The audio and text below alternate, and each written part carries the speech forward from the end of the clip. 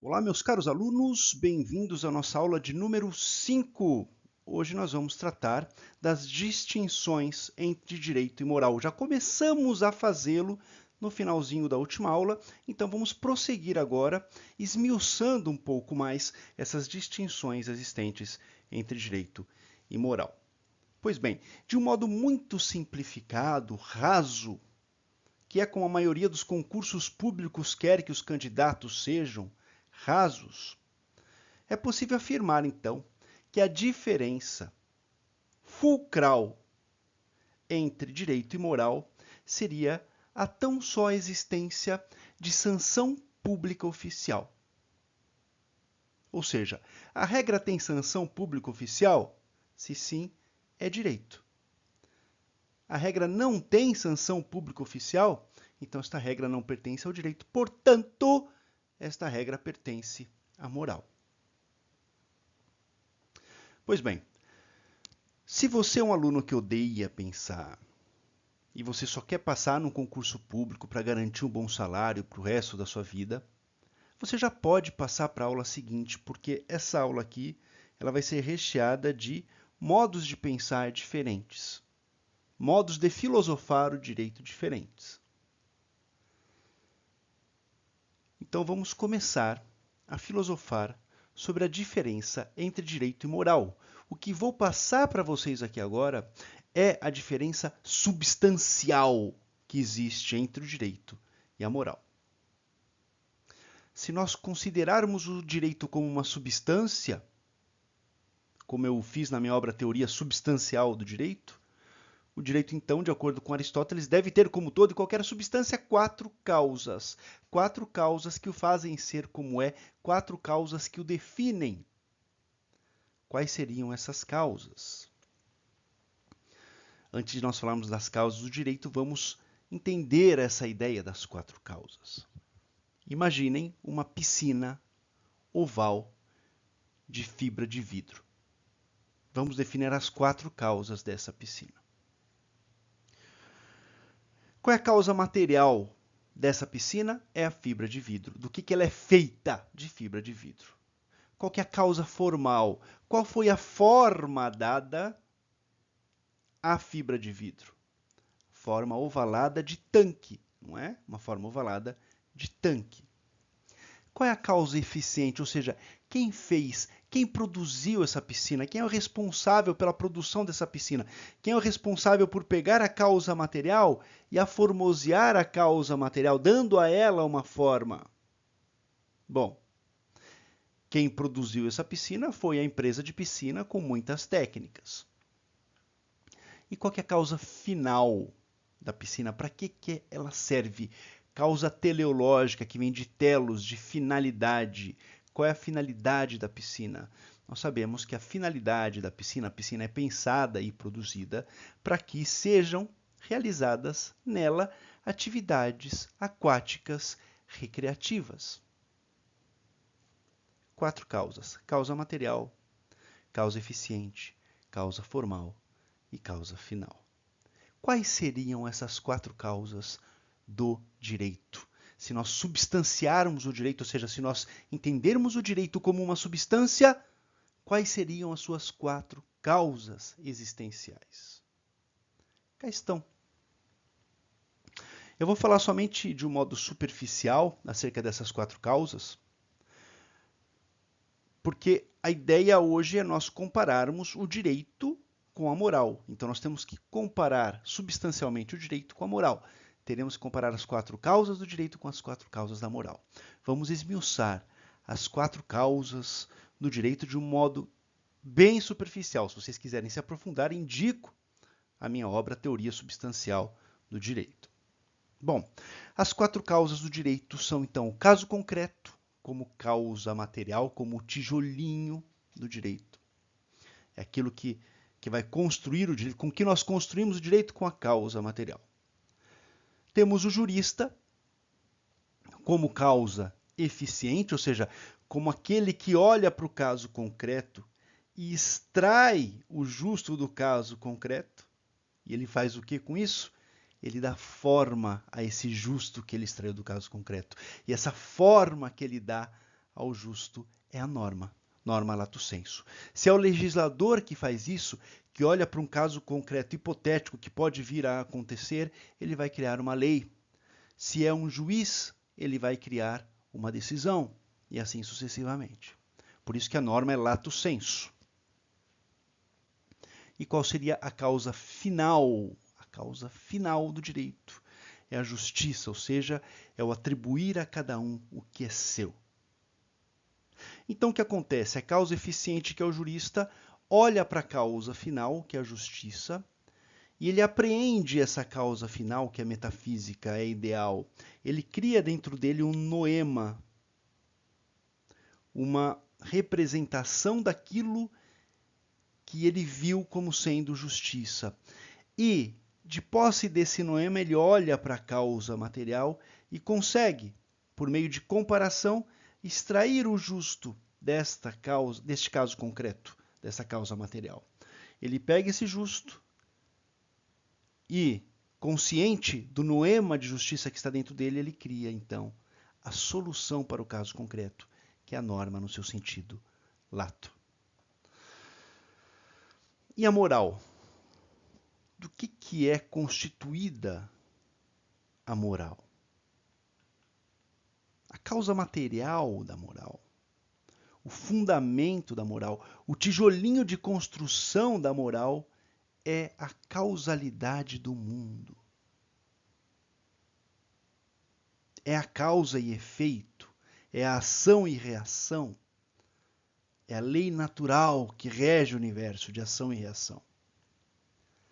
A causa eficiente, que é o ser humano, que é qualquer indivíduo, que é a pessoa vai olhar para o mundo e vai entender que existe essa relação de causalidade, que essa relação de causalidade é uma lei eterna, imutável, pertencente ao mundo, pertencente ao cosmos, ao mundo organizado.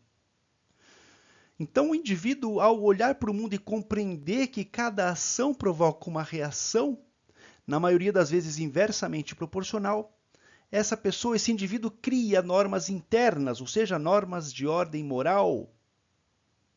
É a causa formal da moral. Essas normas, elas podem acabar transbordando para fora do indivíduo e se espalhando para as pessoas que circunvizinham este indivíduo. E aí nós temos a ética, que chamamos algumas vezes de moral lato sensu, né? E para que essas regras, essas normas de ordem moral são criadas? Qual que é a finalidade dessas normas? Obviamente que é para o bem viver do indivíduo que cria essas normas. E num segundo momento, se houver o extravasamento dessa norma moral, e essa norma moral se transformar numa norma ética ou norma moral lato sensu, o objetivo é o bem viver da coletividade na qual o indivíduo que cria essas normas se encontra inserido. Essa é a causa final da moral. O bem viver, tanto individual quanto coletivo. Cientes disso, cientes da substância do direito, da substância da moral, quais seriam as diferenças entre direito e moral? Pois bem, as diferenças são da natureza de cada um deles. A causa material do direito é o caso concreto, e a causa material da moral é a causalidade existente no mundo. A causa eficiente do direito é o jurista, é uma pessoa específica. Uma pessoa específica que olha para um caso concreto, ou seja, para o mundo real, e cria a norma jurídica. A causa eficiente da moral é um sujeito, é qualquer sujeito, não precisa ser especificamente um jurista, aquele que é dado ao estudo do direito, ao estudo do justo, da justiça e etc. Qualquer pessoa olha para o mundo, compreende o mundo que o cerca, o mundo real que o cerca, e percebe que este mundo real que o cerca é dotado de uma causalidade, ou seja, causa e efeito. Então ele cria uma regra de ordem moral para que ele esteja coadunado, esteja par e passo com esta norma com esta regra universal. Esta norma que ele cria de como ele vai se comportar diante do mundo é uma norma de ordem moral.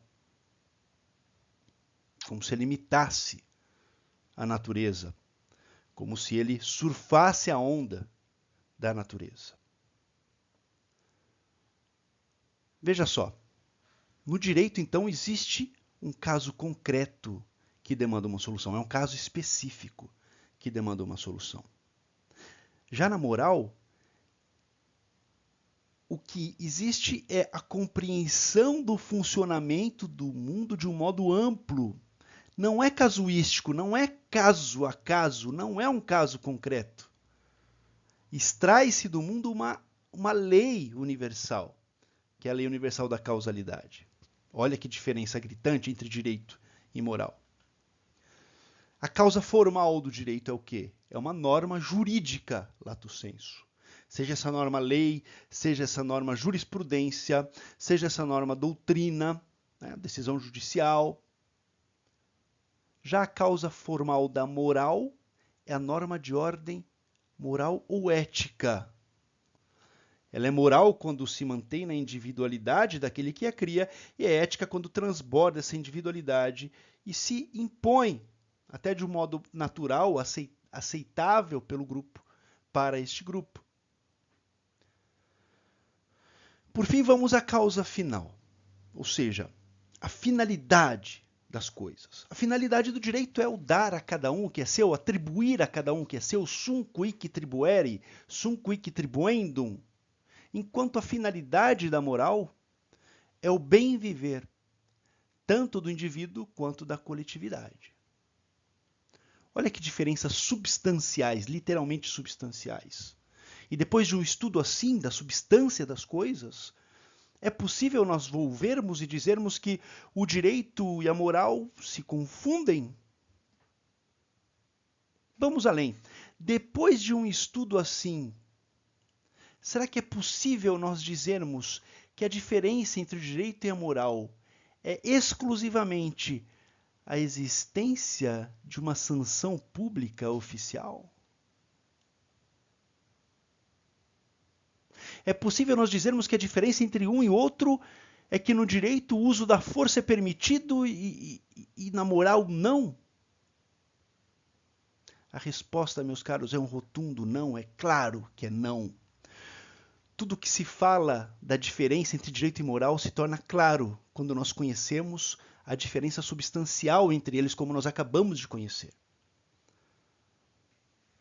O que dizem a maioria das doutrinas de filosofia do direito quando elas abordam este tema, a diferença entre direito e moral? Vamos ver. Elas dizem que a regra jurídica vem de fora, está fora, e a norma moral está algo dentro. Está certo? Está certo. A causa material do direito é o caso concreto, é externo.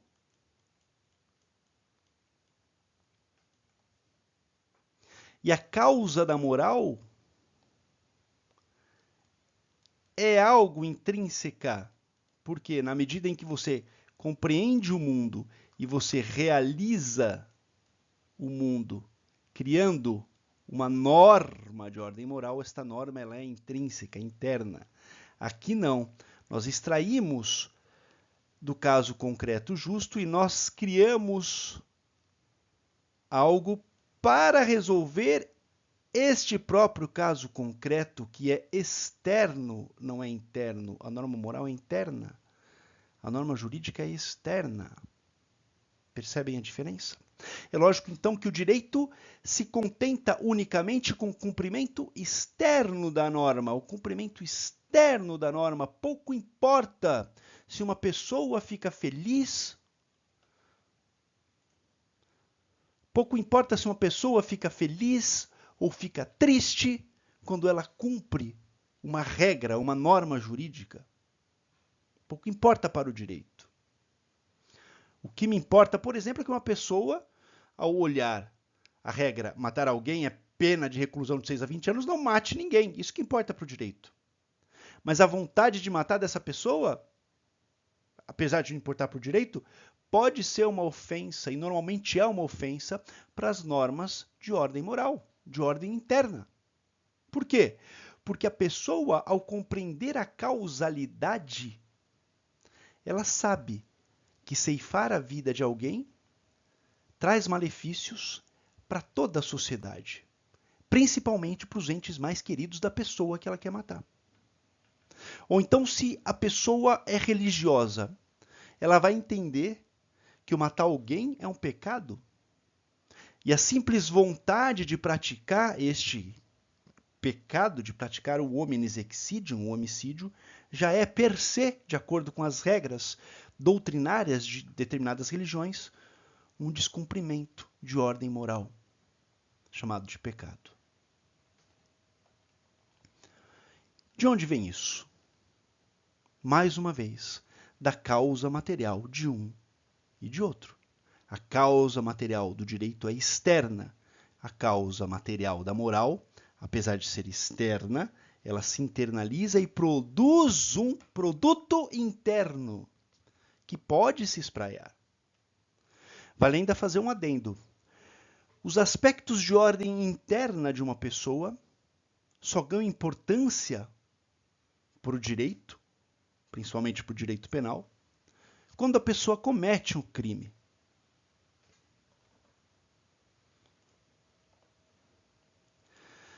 A partir daí, uma parte da teoria do crime volta a sua atenção para os aspectos subjetivos, para os aspectos motivantes do sujeito ativo de um crime. Quer-se saber por que ele cometeu aquele crime. E aqui, mais uma vez, eu recomendo outra obra minha, onde eu trago uma visão diferente da teoria do crime, que é a obra Anotações Filosóficas de Direito Penal. Está na parte 1 dele, vão ser 2 ou 3 partes. A parte 1 tem mais ou menos 1000 páginas, bastante coisa para filosofar acerca do direito penal. Muito bem, pessoal. Eu acredito que nós conseguimos distinguir bem direito e moral. Se você quiser só concurso, limite-se a saber que a principal diferença é que o direito promove sanção pública e a moral não. Sanção pública oficial. Bom? Vamos passar para o nosso próximo slide.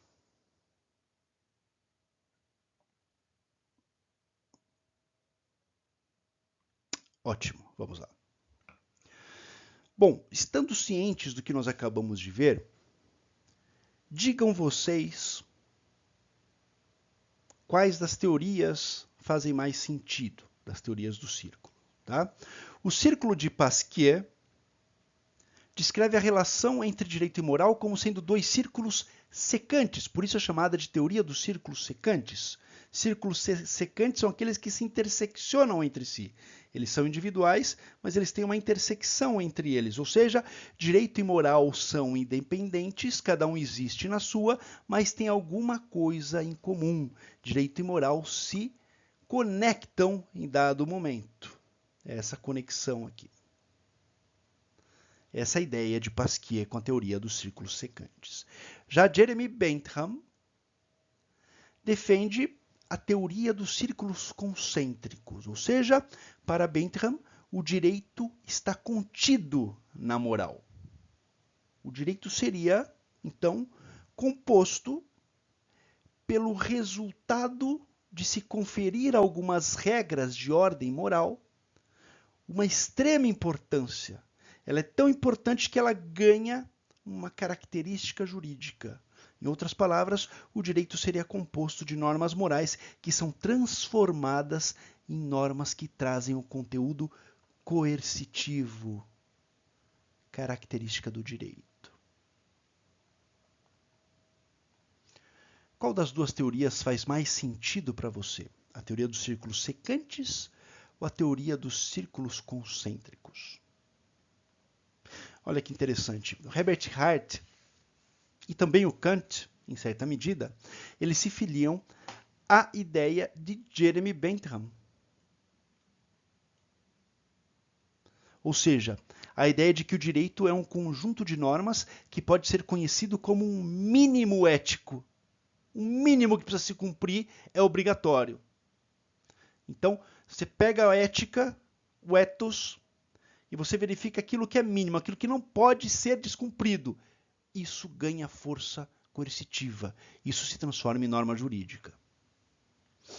Vocês se lembram das normas primárias e secundárias do Herbert Hart? Então, o que seriam as normas primárias do sistema jurídico?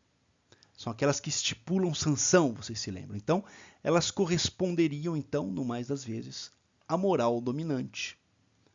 O direito está dentro da moral. Kant.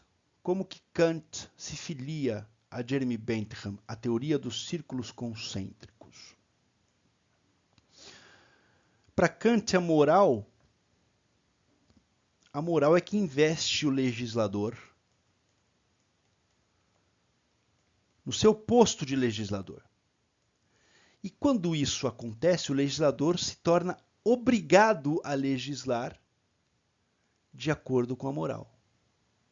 Então, o conteúdo da legislação é de cunho moral e ganha um plus, ganha um extra, quando se torna coercitivo.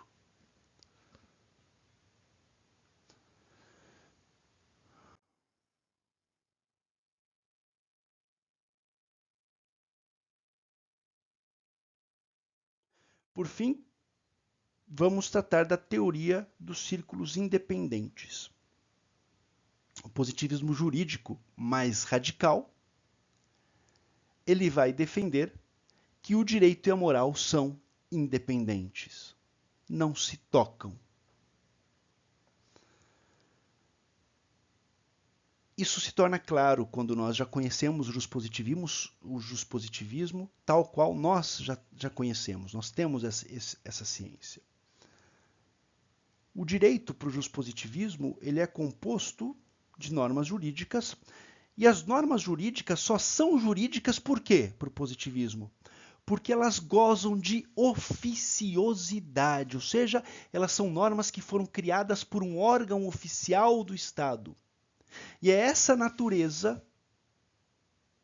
nessa natureza que as normas vão encontrar a sua própria validade. Se essas normas se relacionam com moral ou não, isso não passa de um mero detalhe, de um mero acidente.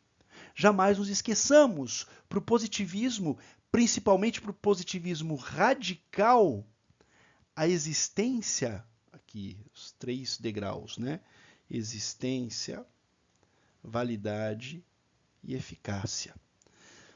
Para o juspositivismo radical, tanto a existência, quanto a validade e quanto a eficácia se relacionam à oficiosidade. Ou seja, basta que a regra tenha cumprido as determinações legais para ser feita, que ela é existente, válida e eficaz. Então, a moral é completamente desapegada do direito para o juspositivismo radical. Essa é a teoria dos círculos independentes. E dessa forma, acredito que tenhamos conseguido abarcar o que é de mais importante da relação entre direito e moral. Vamos prosseguir, que conseguimos prosseguir um pouco mais aqui nesta toada. Vamos falar um pouco de direito moral e liberdade. É inegável que o direito é, ao mesmo tempo, um garantidor da liberdade e um freio da própria liberdade. Os limites de um direito estão na existência de outro direito. Até onde vai o meu direito como indivíduo? Até onde começa o direito do outro indivíduo, não é mesmo? O meu direito vai até onde começa o direito do outro. Então, o direito, como arte, como regra, como ofício, ele vai garantir o meu direito e vai garantir o direito do outro. E quando ele garante esses 2 direitos, ele dá a liberdade e estabelece os limites da liberdade. E sob a perspectiva da moral, meus caros, quais seriam esses limites? Nós sabemos que nem tudo que é imoral é ilegal, não é? Aqui sim nós temos o conteúdo imoral e dentro deste conteúdo imoral nós temos o que é ilegal. Ou seja, aqui a gente está falando da ordem moral e aqui a gente está falando da ordem jurídica. Mas será que tudo que é ilegal é necessariamente imoral? Será que a situação é assim? O que é ilegal, deixa eu mudar de cor, o que é ilegal também é imoral? Ou será que aqui nós temos uma imoralidade e a ilegalidade talvez esteja aqui? Ou seja, algum conteúdo do ilegal é imoral, mas nem tudo que é ilegal é efetivamente imoral. Só existe uma perspectiva para que tudo, absolutamente tudo que seja ilegal, seja imoral. Só existe uma perspectiva. A perspectiva do respeito à vontade geral. Ou seja, o conjunto de leis que nós temos é a vontade da maioria. Então seria moralmente condenável desrespeitar a vontade geral. Mas se assim o é, Santo Tomás de Aquino e Radbruch estariam errados quando eles defendem que a lei injusta não é lei, lex injusta non est lex. Né? Santo Tomás de Aquino vai falar de a lei injusta não é lei, e Radbruch vai falar que a lei extremamente injusta não é lei. Estariam eles errados, então? Pois bem, nós estamos fazendo essa pequena digressão para nós entrarmos no tema que é a relação entre direito, moral e liberdade individual. O direito surge de regras que pertencem apenas ao mundo moral e, ao mesmo tempo, também é resultado da exclusão de um sem fim de regras de ordem moral, se nós adotarmos a ideia de Jeremy Bentham, né? Qual seja a ideia de que o direito está dentro da moral. Círculos concêntricos. Teoria dos círculos concêntricos. Então, esse conjunto de coisas que ficaram para fora do mundo do direito, eles ficaram para fora do mundo do direito porque eles ficaram para fora do mundo de eleição dos legisladores. Os legisladores não elegeram essas coisas para fazer parte do mundo do direito. Esse conjunto de coisas, então, por não ser jurídico, passa a fazer parte, a integrar uma espécie de campo da moral stricto sensu, ou seja, de uma moral interna, individual, uma moral que é livre, portanto, da interferência estatal. O que eu quero dizer, por exemplo, é que acreditar ou não em Deus é uma escolha, e é uma escolha pessoal, uma escolha, na verdade, personalíssima. O Estado não se mete nessa escolha, e ele não se mete porque isso não é um objeto do mundo jurídico, mas sim do mundo moral stricto sensu. Mas, como defende Jeremy Bentham, com a sua teoria dos círculos concêntricos, acabei de apagar, vamos lá de novo aqui, né? A teoria dos seus... vamos de vermelho que é melhor. A sua teoria dos círculos concêntricos, né? Aqui está a moral e aqui está o direito, ou seja, o direito pertence à moral. Para Jeremy Bentham, o direito surge da moral. E se o direito surge da moral, principalmente da moral lato sensu, que é conhecida como ética,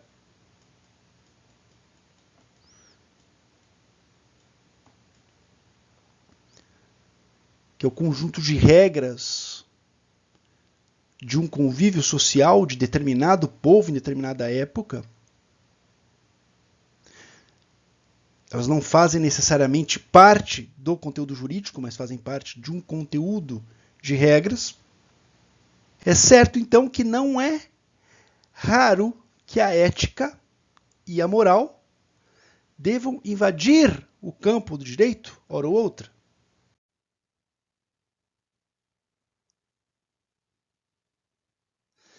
E é aqui que a gente vai falar que as coisas nem sempre foram assim. E para nós descobrirmos que as coisas nem sempre foram assim, nós vamos voltar às origens de Roma. Como que Roma nasce? Roma nasce da união de basicamente 7 famílias montanhesas. Olha, 1, 2, 3, 4, 5, 6 e 7. Elas viviam no alto das montanhas da região que hoje é conhecida como Roma. Esses clãs sofriam aqui ao norte a ingerência dos etruscos e aqui ao sul dos gregos, mais ao sul dos gregos. Então elas estavam espremidas entre os etruscos e os gregos. A qualquer momento os etruscos poderiam invadir e a qualquer momento os gregos também poderiam invadir aqui e tomar esses clãs. Então o que fizeram? Os pais de cada um, os representantes, né? Os chefes de cada um desses clãs, chamados de paterfamilias, e daí vem o termo, né? Poder familiar, que hoje em dia era poder pátrio, né? Poder pátrio e depois poder familiar. Hoje em dia é dito como poder familiar, daí que surge, né? Esses 7 se reuniram e decidiram unir forças para proteger principalmente as crianças, ou seja, proteger o futuro dos seus próprios genes. E é por isso que, quando Roma já é estabelecida, somente 2 qualidades de pessoas poderiam usar a cor púrpura, que é a cor mais sagrada de Roma. Primeiro, os senadores, e segundo, as crianças, até determinada idade. Atingiu determinada idade, as crianças elas tinham a túnica de cor púrpura retirada e os pais falavam: se tu fores condigno e mereceres, tu voltarás a usar essa cor púrpura. Ou seja, se você for digno o suficiente, você será senador e voltará a ser dos mais importantes. Então Roma, principal importância para o início de Roma eram as crianças, eram o futuro daqueles 7 clãs que se reuniam naquele momento. Pois bem, esses paterfamilias, para se unirem, eles precisavam de um lugar comum. Eles não queriam que eles se reunissem, estabelecessem forças nas terras um do outro. Eu tenho aqui, por exemplo, eu sou dessa terra aqui. Eu não quero que todos os outros venham aqui, treinem um exército aqui e façam tudo aqui na minha terra. Pô, na minha terra mando eu não quero abrir a porta da minha casa para receber ninguém. Eu precisava de um lugar externo. E o único lugar que não era de nenhum desses 7 clãs, dessas 7 famílias montanhesas, eram os vales dessas montanhas. Aqui, os vales das montanhas. A parte baixa, percebam como é alagada aqui, ó. A parte baixa é alagada, ó. A parte baixa é alagada. Toda essa parte baixa aqui. Ela era alagada porque todas as águas desciam das montanhas para lá e também tinha o rio que passava aqui. E esse rio, ele transbordava para cá. E o que fizeram eles? Eles tinham um pântano. O pântano não tinha como treinar exército, como ficar nele, absolutamente nada. Eles empreenderam esforços, esses 7 clãs, essas 7 famílias, e eles criaram o primeiro sistema de escoamento do mundo. Eles escoaram toda essa água para o rio. Rio Tibre. Tevere, em italiano. E assim aquilo que era lodo passou a ser terra firme. E na terra firme eles constituíram aquilo que ficou conhecido como Fórum. O que é o Fórum? Veja bem. Antes era pântano, virou terra firme. Se é terra firme, nós vamos treinar, fazer tudo aqui. Nos reunir aqui, treinar nosso exército que vai nos proteger dos etruscos e dos gregos. Tudo aqui nessa região. Essa região, portanto, é pública. Se ela é pública, ela vai ser chamada fórum.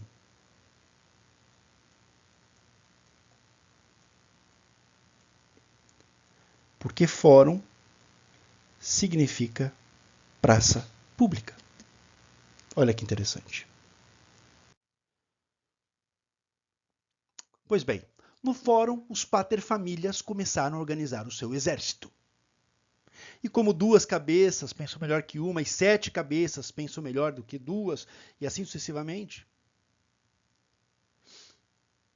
Roma, por ter vários governantes, foi a primeira organização, digamos, estatal, a primeira organização de polis, a constituir e organizar um exército unificado.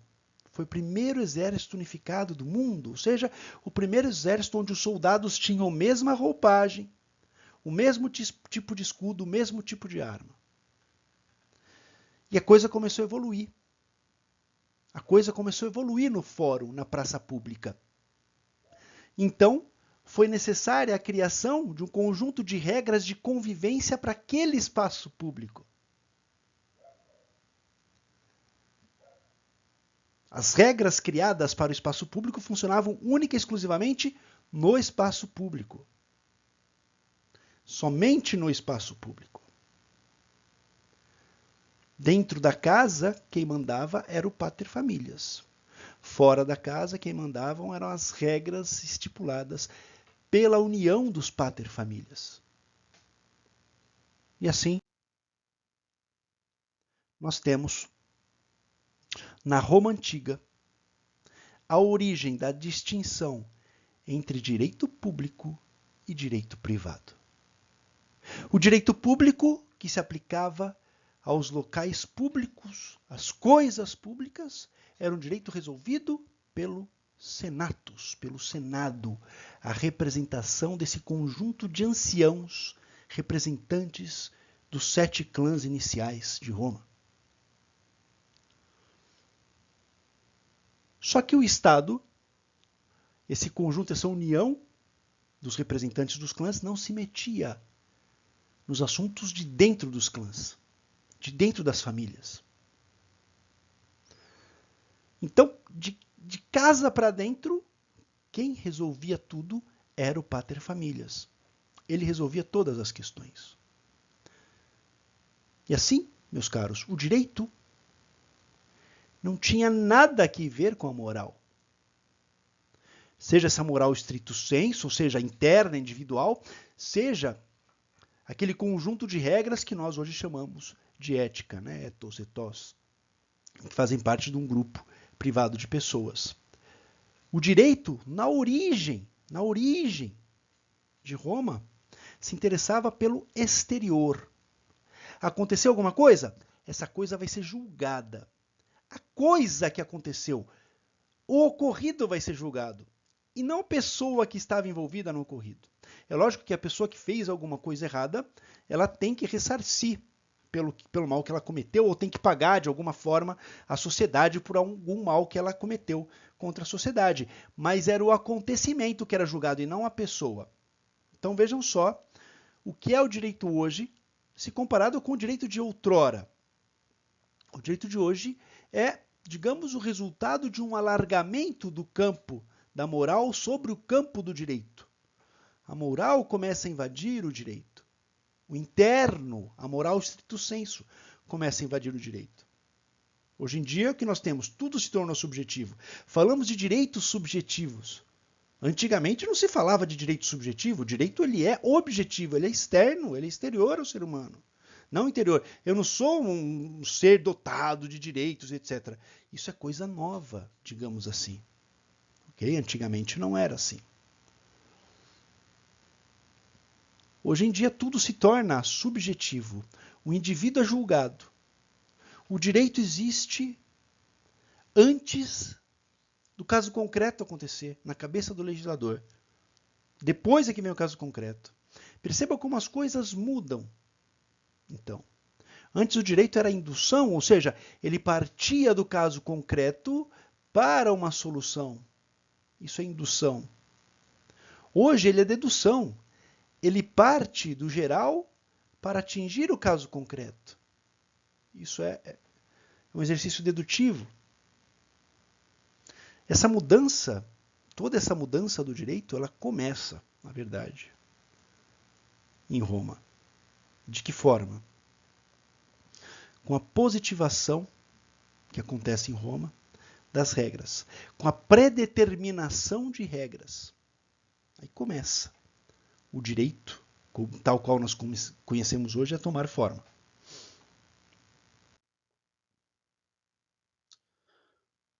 Um exemplo gritante desse choque entre o direito clássico e o direito moderno se deu numa discussão que ocorreu no final dos anos 50. Opa, desculpa. Vamos consertar isso aqui. No final dos anos 50, entre Herbert Hart e Lord Patrick Devlin. Olha só, ele era Lord, não é? Bom, Devlin defendia que a homossexualidade deveria continuar sendo crime. A homossexualidade era crime, a prática da homossexualidade era crime, e o Lord Patrick Devlin defendia que ela deveria continuar sendo crime. Por quê? Porque a moral dominante seria o fio condutor do direito. Olha só, a moral dominante seria o fio condutor do direito. Nós temos aqui Bentham. Nós temos aqui Jeremy Bentham. Nós temos aqui Kant, como nós já vimos, não é? Lord Patrick Devlin era favorável a esta ideia. E Herbert Hart? Herbert Hart se opunha, ele defendia a descriminalização da homossexualidade. Sob qual argumento? Sob o argumento chamado Harm Principle, ou seja, princípio do prejuízo. Segundo esse princípio, que é de ninguém menos que John Stuart Mill, olha só, aqui a gente fala que o Lord Patrick Devlin se filia a Bentham, e aqui a gente tem o Harm Principle do John Stuart Mill, sendo que Mill e Bentham fazem parte da escola utilitarista. Veja só, numa mesma escola, as pessoas conseguem elaborar, ou melhor, iniciar uma discussão, uma celeuma, um embate, uma querela, onde dentro de uma própria escola existem posicionamentos que se divergem. Então, Bentham vai defender isso aqui, como a gente viu, e John Stuart Mill, ele defende a questão do Harm Principle, ou seja, princípio do prejuízo. Só pode proibir o cidadão de fazer alguma coisa se essa coisa efetivamente causa danos a terceiros. É o que nós chamamos de direito penal hoje de princípio da lesividade. Ok? Bom, vamos finalizar a aula, já está bem extensa. Vamos finalizar a aula aqui colocando uma coisinha na cabeça de vocês, uma questãozinha, para vocês se decidirem sobre ela de um modo moral íntimo, ou seja, moral stricto sensu, ok? Quando nós proibimos condutas que causam danos a terceiros, será que a fonte dessa proibição não seria a manutenção de um status quo? Não seria essa fonte de um direito que garante a manutenção do que cada um já tem, respeitar o que cada um já tem, mesmo que esse já ter tenha se dado de um modo completamente injusto lá no passado, não seria isso, então, uma força, uma ferramenta para a manutenção do status quo? Uma questão para vocês que não estão só por causa de concursos públicos aqui pensarem, ok? Bom, terminamos a nossa aula. Nos vemos na próxima. Até lá.